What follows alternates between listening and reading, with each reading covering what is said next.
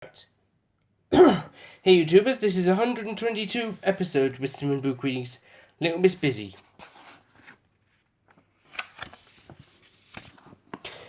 Little Miss Busy loved nothing more than to be hard at work, keeping herself busy as a bee. In fact, as busy as a hive of bees.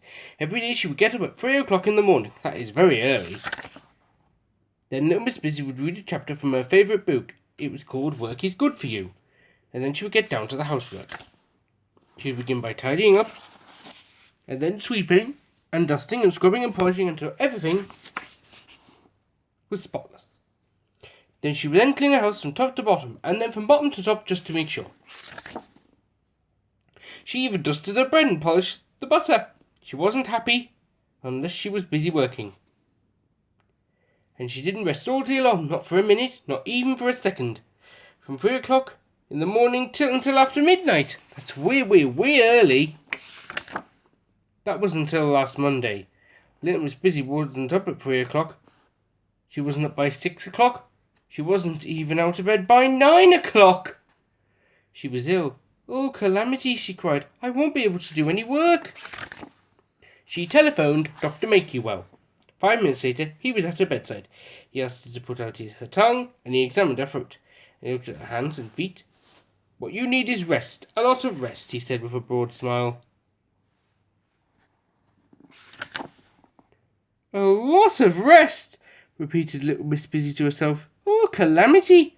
There was a loud bump, which was the sound of Little Miss Busy falling over backwards onto the bed, luckily for her. On Tuesday, Mr. Strong called to see Little Miss Busy.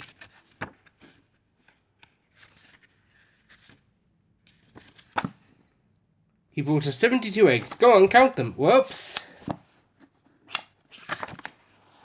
There is nothing like eggs for giving you strength, said Mr. Strong. By the 72nd egg, Little Miss Busy was feeling much better. That wasn't until Mr. Strong said, now you must rest to get your strength up. There was a loud bump, which was the sound of Little Miss Busy falling over backwards onto the bed, luckily for her. On Wednesday, Mr. Greedy came to visit. He brought her an enormous bowl of food. I always find that eating a big meal makes me feel better, said Mr. Greedy. Little Miss Busy ate the lot. She felt better than ever. That was until Mr. Greedy said, now you must rest to let your stomach settle. There was a loud thump. And you know what that was, don't you? That's right, Little Miss Busy had fallen over backwards onto the bed, luckily for her. On Thursday,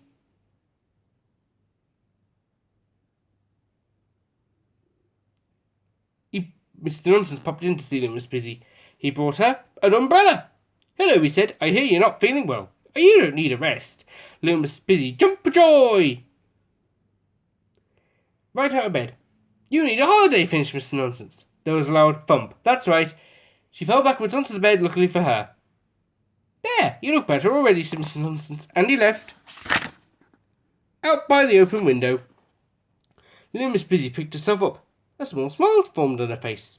Something Mr. Nonsense had said had actually made sense. She had never thought of going on holiday before. The more she thought about it, the happier she felt.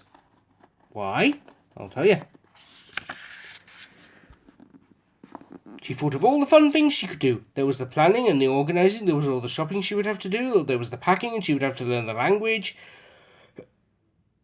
And read lots of books about the place she was going to. What a lot of work. Little Miss Busy smiled happily. The following Thursday, she was awake at 3 o'clock in the morning. Everything was ready. Little Miss Busy had had one of the busiest weeks of her life, which is saying something. She had only one thing left to do. And that was... Do you know what it was? I'll tell you. That was...